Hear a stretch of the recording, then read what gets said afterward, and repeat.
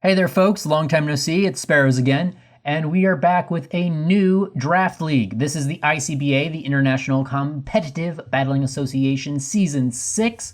This is a revival season, and this is also an Ubers league. We all get to pick one Ubersmon, which I'm very excited to use. This season is just kind of to keep my hand in the game. I'm not going to be too competitive about it. I'm going to just, draft some things that look fun to play with and see how far we can take the team. That said, I'm actually really stoked for the team that we do have, so let's get into our first pick. So in the draft, we were the 6th round pick, which is a little unfortunate when you're draft leaguing. You do want to kind of be on the wheels just to guarantee that you don't get sniped. But that said, we didn't really get sniped too hard. I think there was maybe one occasion, which we'll talk about, where there was a snipe, but it really wasn't that big because, as you see, we remedied it fairly quickly. In terms of what was available, there was a lot of things that I wanted to use that are just straight up banned. So it's a semi-Ubers league, really. I wanted to use Calyrex Shadow, but obviously that's a really good mon, so that got banned. And then also Marshadow I wanted to use, but that got banned as well.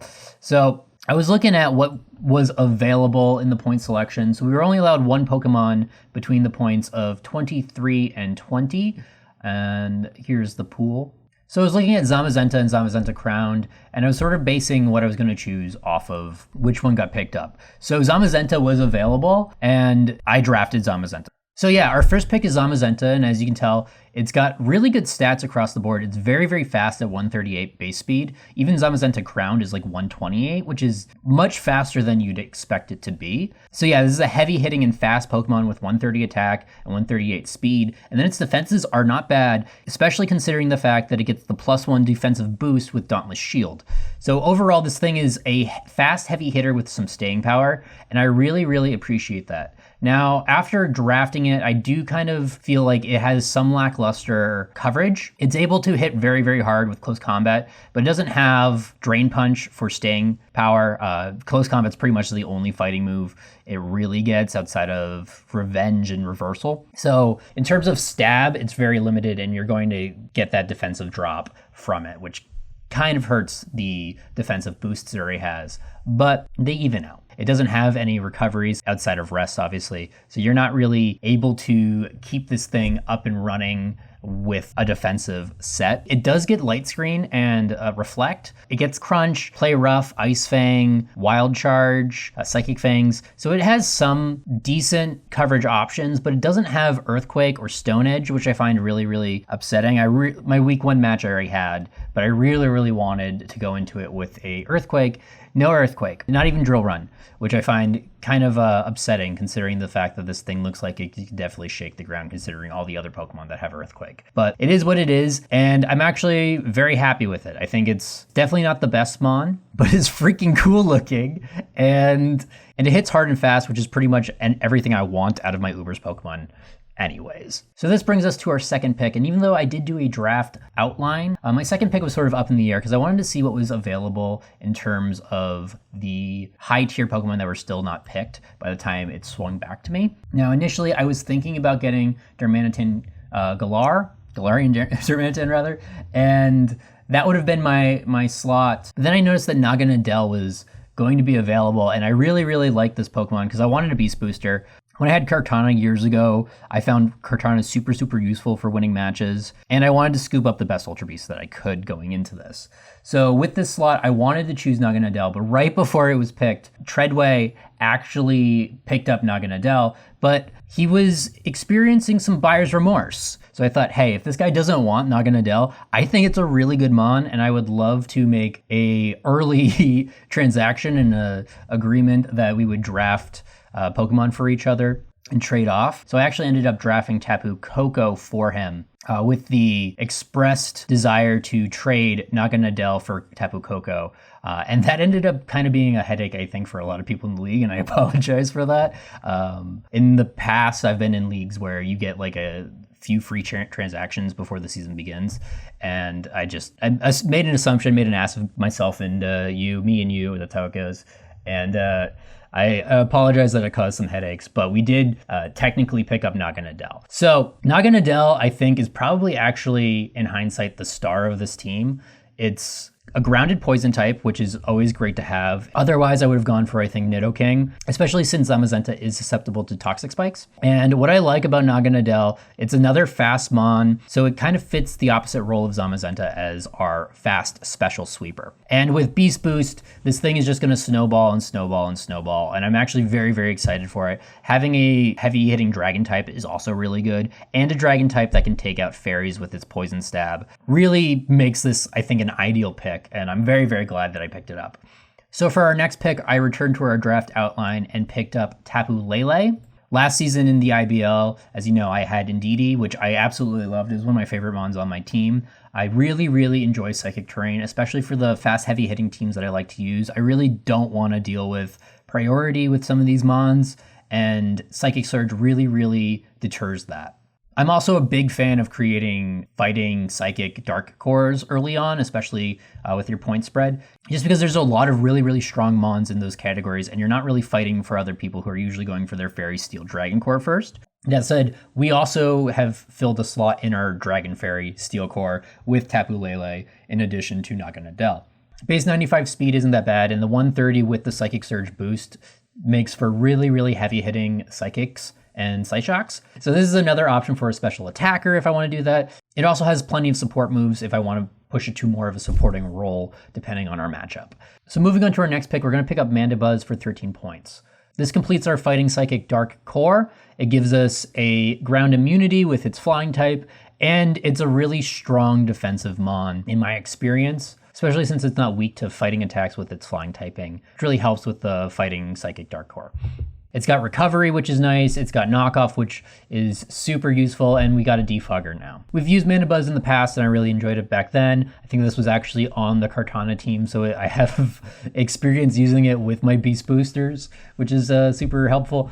And yeah, simple pick, exactly what I wanted. So for our next pick, water types were starting to fall off the board pretty quickly. So I opted to go for my water pick, which is Araquinid. I wanted to pick up a Sticky Web user. I also really love using Sticky Webs in conjunction with Psychic Terrain. I think it's a really threatening offensive sort of presence. Also, if you look at this thing, it's got really, really high special defense, which is great. It can either be immune to water or it can be super resistant to fire attacks, which are both great. This thing hits pretty hard. I know base 70 isn't something to write home about, but I've met many Araquinids that just hit hard with a liquidation or lunge. They have a lot of staying power and they're kind of threatening. So I'm really excited to use Araquinid, and having the option for Sticky Webs is really going to keep a lot of my opponents on their toes when they go to team building. And for our next pick, we have Silvally or Silvally. So this was another mon that was not part of my initial draft plan, but as everyone sort of started realizing that there was not that many points in this league, we had, I believe, 120 points to spread upon 9 to 11 mons. A lot of good options for teams weren't really available for drafting. So you'd have to rely on a lot of weaker Pokemon to fill roles and niches. So I decided, okay, I don't know if the stuff that I want that's on the lower end of things are going to get picked up by other players just because everyone's sort of scrambling for the best lower tier mons. So I decided I'm going to use the 13 points here to get Silvally, and this thing can do whatever I need it to do. If I need a fire type and I can't afford to buy a fire type late in the draft, I have one in Silvally. If I need a steel type, I have Silvally. If I need a normal type, I have Silvally. So really this was just a pick to solidify any sort of decision making that I was going to get sniped from. It's also a great defog user. It has Parting Shot for momentum, which is one of my favorite moves. And also it deters knockoff, which, as I said, a lot of draft picks are going to be on the lower side of things, which means a lot of Eviolite mons. And if I was forced into taking multiple Eviolite mons, I would at least have Silvally to deter the knockoff and something to just switch in and take it so that I don't lose an item and I can still gain momentum with Parting Shot. So overall, very, very happy with Silvally. I know it doesn't get to hold an item unless it's normal type, but that's a price I'm willing to pay to have just peace of mind of knowing that I don't have to miss any typings. Also, it's really hard to prep for, so it's a great mon to have on your squad. So for our next pick, I started dipping into the lower tiers and I picked up a 2-point Drifblim, which is super, super cheap for what this thing can do. I can get a lot of mileage out of it, especially with Psychic Terrain and Psychic Seed, or really anything with Unburden, because Unburden makes this Pokemon very, very hard to deal with for teams that aren't prepared for it. It becomes super, super fast. It's got really high hit points, even though its defenses are lacking. But thanks to moves like Strength Sap or Will-O-Wisp, this Pokemon actually has a lot more utility than it looks like it does on the surface. I've seen this thing win leagues before. It's a very, very underrated Mon, and it's a super, super good pick for 2 points. So I'm very excited to get this Mon a place on the New England Evolutions.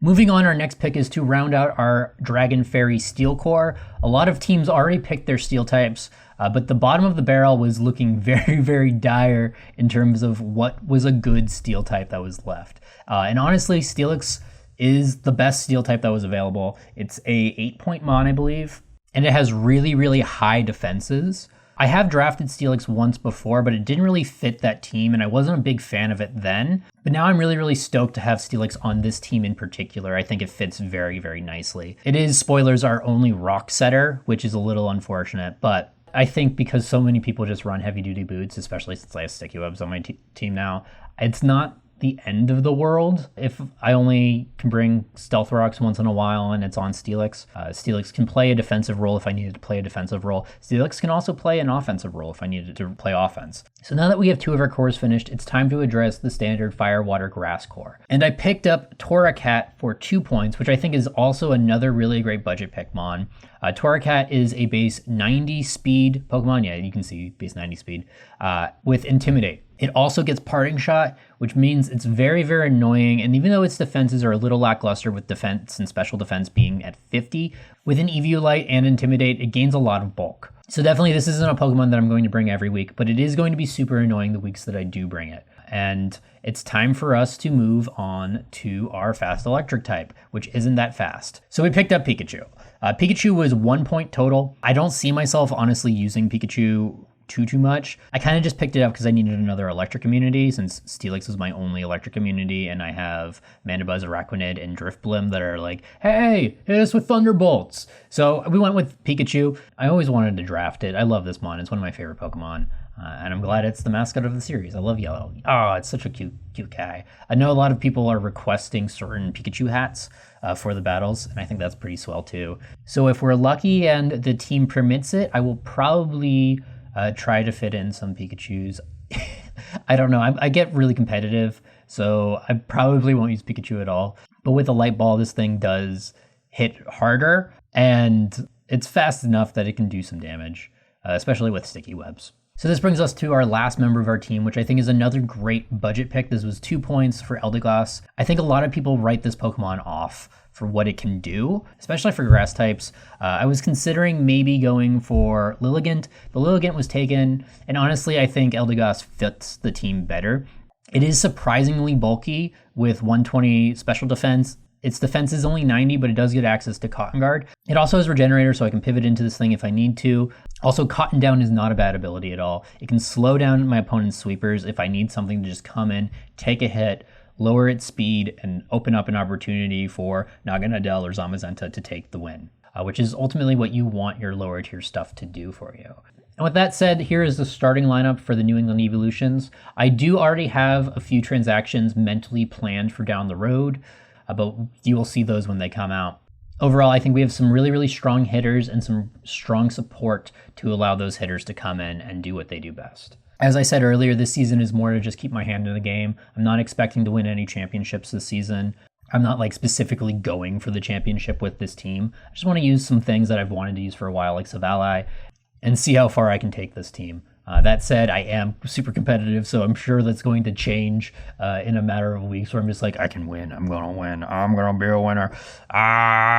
Give me the championship. But for now, it's just sort of a fun team that I put together, and I think it looks really cool. I'm like very excited to use Zamazenta. It looks so badass.